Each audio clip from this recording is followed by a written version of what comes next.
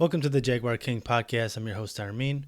I talk everything Jaguars football, usually in tiers. So if you like anything Jaguars or anything NFL related, please hit the subscribe button. Please hit the like button. It really helps my channel grow. And without further ado, in this week's episode, Mike Glennon put his neck on the line, but couldn't get the W. Operation Tank continues for the Jacksonville Jaguars. Jaguars almost snuck away with a victory against the Minnesota Vikings, but they lose in overtime 27-24. Everybody was clenching their buttholes, not just because of the game, but also what was going on in the Jets game. This was a way more entertaining game than I definitely thought it was going to be. I thought the Vikings would run away with it, and they actually might have if it wasn't for some of their miscues, but the Giraffe was determined to make this a game. He came in ready to cause havoc. Right off the bat, throwing a dime to O'Shag Hennessy, and then later on in the drive, throws one of the worst passes I've probably ever seen, intended for DJ Shark, completely misses him, bounces off the Vikings defender, right into the hands of Huncho Visca, who's kind of just standing there like, what the hell am I doing here in the end zone?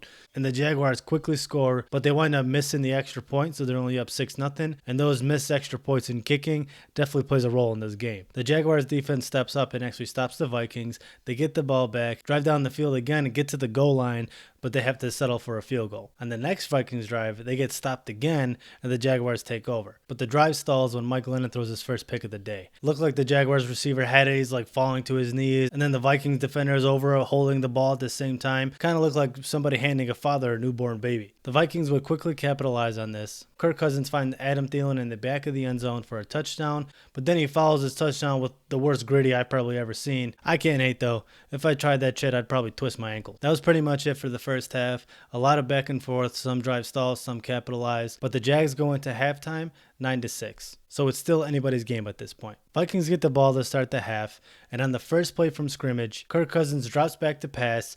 Joe Sherbert looks him dead in the eye and says, "I don't give a shit about your Boys and Girls Club, Kirk. I'm playing for the fucking trees in Colorado." Picks him off and takes it to the house for 6. Jacksonville is up 16-6 at this point. But after that, it pretty much just goes entirely downhill for Jacksonville. On the next Vikings drive, set up by a 40-yard bomb to Justin Jefferson, Kirk Cousins finds C.J. Ham in the flat for a touchdown. C.J. Ham has the absolute best name for a fullback. His last name is Ham. How perfect is that? And then the Jaguars' next possession, they do nothing with it, and the Vikings get the ball back and march down the field and score another touchdown, and now they're quickly up 19-16 and have all the momentum. On the ensuing Jaguars possession, Mike Glennon fumbles the ball.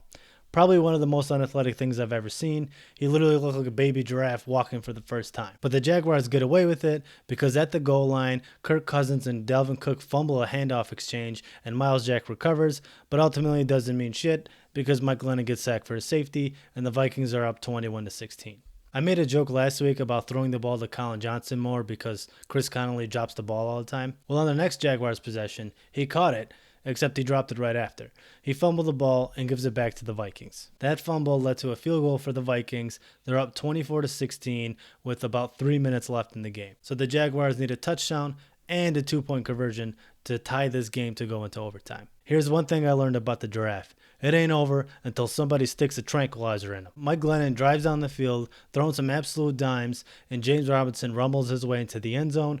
Down 2, Mike Glennon hits Colin Johnson for a 2-point conversion to tie this game with about 1 minute left. I feel like the Jaguars went for 2-point conversions like 16 times this entire season and converted 2, and that was one of the 2. The Vikings did have a chance to win in regulation. With about a minute left, they drove down to field goal range, but Dane Bailey missed a 51-yarder. Jacksonville quickly tried to get into field goal range, and they kicked their own 62-yarder, but obviously that was short, and it went into overtime. Vikings actually received the ball in overtime, but after an iffy offensive pass interference, they're forced to punt the ball, and the Jaguars only need a field goal now to win it because the Vikings received at the start of overtime. Doug Marrone must have heard the Jets tanked hard as shit, so he figured he'd do the same. Mike Glennon throws an ill-advised pass, gets picked off by Harrison Smith. The Vikings drive down the field, score a field goal, and they win the game 27-24. So let's get into my observations for the game. So let's start with the offense. Mike Glennon was 28 for 42, 280 yards, a fluky touchdown, and 3 turnovers. Quickly after the game, when Doug Marrone was asked who was going to be the starting QB against the Titans next week, he responded by saying Mike Glennon. I don't really get this because of what we've seen from Mike Glennon. What does he offer more than what Minshew does if you're trying to win the game? Sure, you can make the case of that's the reason to keep Minshew on the sidelines because he really doesn't offer much more than a journeyman in Mike Glennon. But so far this season, we don't really know that. We know he won one game when he was healthy the first week of the season, and then after that with an injured thumb, it's hard to judge how much of that affected him as a quarterback. And even though we might get the same result, Minshew might not win any other games down the stretch, it's still a lot more fun to watch him behind the center than it is to watch Mike Glennon. But that's just kind of my personal preference. You guys let me know if Mike Glennon should start or you don't like Doug Marrone's decision here. James Robinson had a good day as always, and I think Colin Johnson needs to see the field more.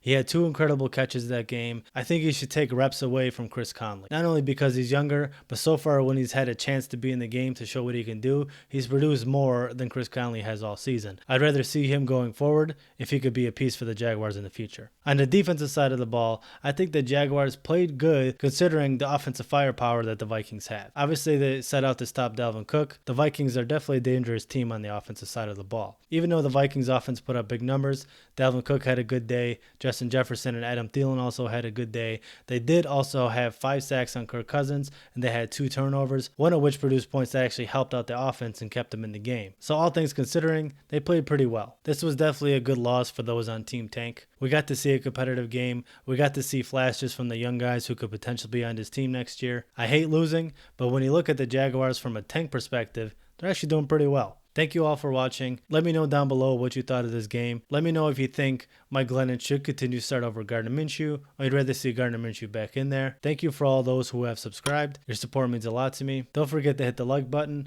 and I'll see you all for the Titans preview.